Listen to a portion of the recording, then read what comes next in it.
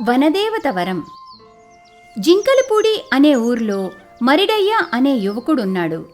అతను తమ ఊరికి ఆనుకుని ఉన్న అడవిలో కట్టెలు కొట్టుకొచ్చి వాటిని సంతలో అమ్మి కుటుంబాన్ని నడిపేవాడు. మరిడయ్యకి చిన్నతనం నుండి ఒకే ఒక్క ప్రాణ స్నేహితుడున్నాడు. అతని పేరు సీనయ్య. వాళ్ళిద్దరూ చిన్నతనం నుండి కలిసిమెలిసి పెరిగినవాళ్ళు. పైగా ఇద్దరూ తమ బ్రతుకు తెరువు కోసం అడవి తల్లిని నమ్ముకున్నవారే. ఇదో మావా, మా అయ్యకి రోజురోజుకి ప్రాణం బాగోట్లేదు కదా, కాసిన్ని ఎక్కువ డబ్బులొచ్చే దారి చూడకూడదు. అదేటే మడిసి ఎదుగుతున్న కొద్దీ అవసరాలు పెరుగుతాయే, అట్టగాని అడవులు నరికేసుకుంటామా? నేను నరికేది ఎండి చెట్లనే. అవి ఎన్నుంటే అన్నీ కొట్టాను. నేను మోయగలిగానని మాత్రమే కొడతాను. ఏటి అయినా మా నాన్న ఆరోగ్యం బాగు చేయటం కోసం నేను ఎక్కువ సంపాదించడం కాదే. నువ్వే ఈ సంసారాన్ని కూసింత చూసి నడిపో, ఖర్చులు తగ్గించుకోవే. ఇది మరీ బాగుంది మావా. ఉరువి మంగళం మీద పడినట్టు ఎక్కువ సంపాదించయ్యా అని చెప్పినందుకు నేనే దుబారా మడిసినయ్యానా అని భర్తతో చెప్తుండగా ఆ వెనకే తన కోడలి మాటలు చెవిన పడిన మావగారు కలగజేసుకుంటూ, ఇదో చూడమ్మీ కోడల పిల్ల, నా కొడుకు సరైన మాటే చెప్పాడు. మనకి అవసరాలున్నాయని అడవి తల్లిని అంటకాకిస్తామా ఏంటి? అయినా నా వయసు ఎంతని ఇప్పుడు నాకు సుస్థి చేయక ఏం చేస్తుంది చెప్పు? అట్టాని బరి తెగిచ్చి అడవి తల్లిని నాశనం చేయమంటావాడిని? అబ్బా అయ్యా, నువ్వెందుకు గుబులు పడుతున్నావో అది చెప్తే మాత్రం నేను చేసేస్తానా ఏంటి? నాకు తెలదా? చిన్నప్పటి నుండి నువ్వు నేర్పలేదా ఏంటి? అడవి తల్లి దయతోటే మన జీవితం అంతా గడపాలంటే మనం బతకడానికి ఎంత అవసరమో అన్ని చెట్లే నరకాలని చెప్పుండలా ఇదివరకు. ఇప్పుడు కూడా నేను అదే చేస్తున్నాలయ్యా. నువ్వు అరిసి పానమే తెచ్చుకోకు అంటూ తండ్రి కొడుకులిద్దరూ ఒకే మాటతో వరాలమ్మని ఎడాపెడా అనేసరికి, సరిపోయింది మాయా, ఏమయ్యా కొడుకులో ఏంటో, అడవి తల్లి కన్నా ఈ ఇల్లే ఎక్కువ నొప్పులు పడిపోతారు, మాయదార్ సంత అంటూ రుసరుసలాడుతూ లోపలికి వెళ్ళిపోయింది. అలా ప్రతిరోజులా ఆ రోజు కూడా తన గొడ్డలి మొల్లో దోపుకుని అడవిలో నాటడానికి 2 మొక్కలు చేత్తో పట్టుకుని తన స్నేహితుడు సీనయ్య ఇంటి దగ్గరకు వెళ్ళాడు. అప్పుడే మాడిన ముఖంతో సీనయ్య భుజాన గొడ్డలితో మరిడయ్యకి ఎదురుపడ్డాడు. అలా కబుర్లు చెప్పుకుంటూ ఇద్దరూ అడవి బాట పట్టారు. దారిలో మరిడయ్య సీనయ్యతో, ఎరా సీనా, ఏంటి ఇవాళ కూడా మా చెల్లి నిన్ను రేవెట్టేసినదా ఏంటి? పొద్దున్నట మాడు ముఖం పెట్టుకున్నాడరా. ఏం చేయాలరా మరిడి? ఈ ఆడవాళ్ళకి ఎంత తెచ్చినా సరిపోదురా. ఆఖరికి నీకన్నా 4 కట్టెలు నేను ఎక్కువ కొట్టుకుంటానా? 4 గవ్వలు కూడా నీకంటే ఎక్కువ ఇంటికి నేను అట్టుకెళ్తానా? అయినా సరే చాలమంటదిరా. సర్లేరా, ఆడవాళ్ళంటే అట్టగా ఉంటారు. మరి వాళ్ళు చూసుకోకపోతే మన సంసారాలు అటకెక్కిపోయేవి. కానీ వాళ్ళ మాటలు చూసి చూడనట్టు ఉండాలి. మరి ఇట్ట మనసుకి పట్టుకోకూడదు. సర్లే, ఎగిరిం పద, ఇవాళ బాగా పొద్దెకేసినది అని ఇద్దరూ కలిసి అడవికి వెళ్లారు. సీనయ్య ఎప్పట్లాగానే పని మొదలు పెట్టడానికి ముందు తాను తీసుకొచ్చిన 2 మొక్కల్ని తాను పెంచుకుంటున్న మడిలో ఖాళీగా ఉన్న చోట నాటాడు. అక్కడ అప్పటికే చాలా మొక్కలు రకరకాల ఎత్తుల్లో ఎదిగున్నాయి. ఇప్పుడు తెచ్చిన 2 మొక్కలు కూడా ఆ మడిలోనే నాటేసి ఆ అడవిలో కొద్దిగా దూరంలో ఉన్న వాగు దగ్గర నుండి నీళ్లు తెచ్చి ఆ నీళ్లని అన్ని మొక్కలకి పోశాడు. దానివల్ల ఎప్పట్లాగానే సీనయ్య కన్నా ఆలస్యంగా 2-3 గంటల తర్వాత కట్టెలు కొట్టే పని మొదలు పెడుతూ దానికన్నా ముందు వనదేవతకి ఇలా దండం పెట్టుకుంటున్నాడు. అమ్మా అడవి తల్లి, మరో దారి తోసక నీ చెట్లు కట్టెలు అమ్ముకొని బతుకుతున్నావమ్మా, మమ్మల్ని మన్నించు తల్లి అని మొక్కుకుని ఎండిపోయిన చెట్లని నరకడం మొదలుపెట్టాడు. అప్పుడు సీనయ్య ఎగతాళిగా మరిడయ్యతో, ఏరా మరడయ్యా, రోజు ఇట్ట అడవి కొత్తు చెట్లు తెచ్చి అడవిలో నాటడవేటి, ఆటన్నిటికి నీళ్ళు పోసి బాగోగులు చూసుకోవడం ఏంటి? ఈ అడవిలో చెట్ల కరువా ఏంటి? ఎందుకురా సమయం అంతా పాడు చేసుకుంటావు? ఇక్కడ చెట్టు నాటకపోతే నిన్ను ఎవరు అడిగారు చెప్పు? ఆయన రోజు నాకన్నా తక్కువ సంపాదిస్తావు, మరెప్పుడు మా చెల్లి నిన్ను ఏమి అనదేట్రా? చూడురా సీనయ్య, అసలు నన్ను ఇట్ట చెట్లు నాటమని చెప్పిందే మీ చెల్లిరా. అయినా ఊరై మనం చేసేది పాపం కదా, చక్కని అడవి తల్లిని నరికి నాశనం చేయటం. కానీ సేకి తప్పదు, ఇది మనం బతుకుతారు గనక. అందుకే మనం నరికేసిన చెట్లకు బదులు కొత్త మొక్కలు నాటుతూ ఈ అడవి తల్లికి కోపం రాకుండా చూసుకోవాలని ఇలా చేస్తుంటాను. ఆయన దేవుడికే దండం పెట్టినోడివి, నీకు ఇవన్నీ అర్థం కావలే.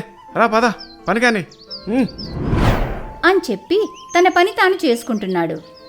ఆ కట్టెల మోపుని తీసుకుని వెళ్ళి సంతలో అమ్మి డబ్బు చేసుకుంటూ ఉంటారు. ఇలా రోజులు గడిచిపోతున్నాయి. ఒకరోజు అడవిలో ఆ స్నేహితులిద్దరూ కట్టెలు కొట్టుకుంటుండగా వనదేవత వాళ్ళకి ప్రత్యక్షమైంది.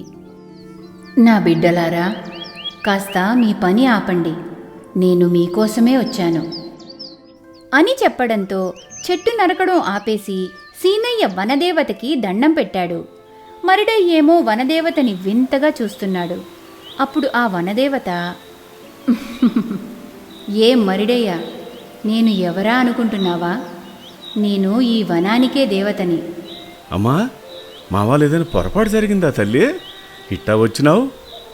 లేదు నాయనా, ఎన్నో ఏళ్లుగా రోజూ ఈ అడవిలో కట్టెలు కొట్టుకుంటూ మీ కష్టసుఖాలను మాట్లాడుకోవడం నేను వింటున్నాను. అందుకే నీకేదైనా వరం ఇవ్వాలని వచ్చాను. చెప్పు, ఏం వరం కావాలో అని మరిడయ్యని అడిగింది. వెంటనే ఆనందంగా సీనయ్య బదులిస్తూ, చాలా సంతోషం తల్లి, ఈ అడవి చాలా చిన్నగా ఉంది. ఇట్ట నరుకుతూ పోతే ఇంకో 2 ఏళ్ళకి ఇక్కడ చెట్లే ఉండవు. అందుకే ఈ అడవిని కాస్త పెద్ద చేయి తల్లి. అందులోనూ ఇలా కట్టెలు కలప కాక చాలా ఇనువైన చెట్లు మానులు మాకు దొరికేలాగా చెయ్యమ్మా.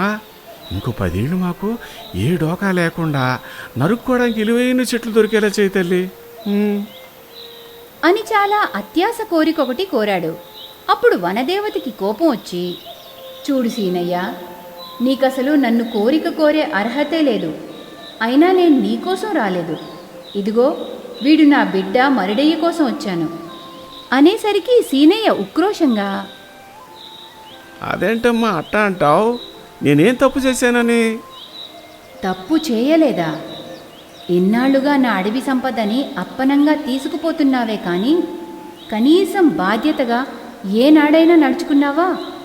అదే ఈ మరిడయ్యని చూడు, బతుకు తెరువు కోసం తప్పనిసరి పరిస్థితుల్లో చెట్లు నరకాల్సి వస్తుందని ప్రతిరోజు నాకు క్షమాపణ చెప్పి మరీ తన పని మొదలు పెడతాడు. అందుకు పరిహారంగా 1కి 2 మొక్కలు నాటుతూ నా అడవి సంపదకి కొంతలో కొంత ఊరటని కలిగిస్తున్నాడు అని చెప్పి సీనయ్యకి చీవాట్లు పెట్టింది వనదేవత. అప్పుడు మరిడయ్య, నేను కోరే కోరిక విచిత్రంగా ఉండొచ్చమ్మా, కానీ నువ్వు తప్పక మన్నించాలా. నేను ఇన్నాళ్ళుగా మొక్కలు నాటుతూ పెంచిన ఈ చిన్న మడుందే, ఇందులో ఇకపై ఏ మొక్క నాటినా అది త్వరగా పెద్దదైపోయి ఆ చెట్లనే నేను నరుక్కోవాలా. అట్ట చేస్తే ఈ అడవిలో మిగతా చోట్ల ఏ నట్టం జరగదు కదా తల్లి. అందుకే నేను పెంచే మడి వరకు చాలా మంచి మట్టినివ్వమ్మా. అందులో నేను చెట్లు పెంచుకుంటూ వాటినే నరుక్కుని బతుకుతాను అని కోరడంతో వనదేవతకి చాలా సంతోషం వేసింది. చాలా చక్కటి కోరిక కోరుకున్నావు నాయనా. నీ కోరికలో నీ అవసరం తప్ప అత్యాశ లేదు. కనుక నువ్వు పెంచే మడి మొత్తం చాలా చాలా సారవంతమైన మట్టిగా మారుస్తాను. 1 రోజులోనే ఎలాంటి చెట్టైనా మానుగా ఎదుగుతుంది. ఆ మట్టిలో అంతటి మహిమగల సారాన్ని ఇస్తాను అని చెప్పి మరిడయ్యకి వరాన్నిచ్చి మాయమైపోయింది. ఇక అది మొదలు మరిడయ్యకి అడవిలో ఎక్కడ పడితే అక్కడికి పోయి చెట్లు నరుక్కునే అవసరం లేకుండా పోయింది. అది చూసిన సీనయ్యకి ఈర్ష్య మొదలైంది. అందుకే ఎలాగైనా మరిడయ్య కన్నా ఎక్కువగా సంపాదించాలనే దుర్బుద్ధితో అడవిలో అడ్డదిడ్డంగా ఎక్కడ పడితే అక్కడ చెట్లని నరుకుతూ క్రమశిక్షణే లేకుండా ఉంటాడు. దానివల్ల ఆ మిత్రులిద్దరి మధ్యన దూరం పెరిగింది.